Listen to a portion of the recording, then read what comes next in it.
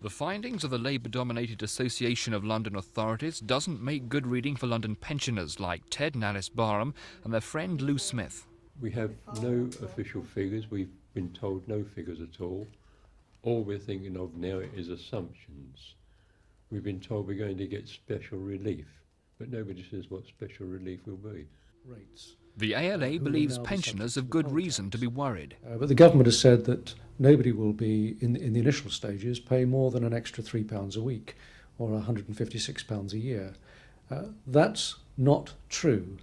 That depends on the level of the poll tax in the various authorities. They've calculated that on their notional levels of poll tax. And we know that across the country, in Labour authorities, Conservative authorities, Liberal Democratic authorities, across the country, the level of poll tax will be, in most cases, significantly higher.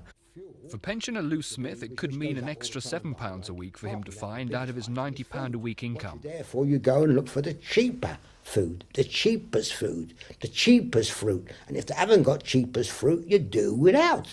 London's Tory MPs are worried about the effect the poll tax will have on the voters, but they believe pensioners could turn out to be winners.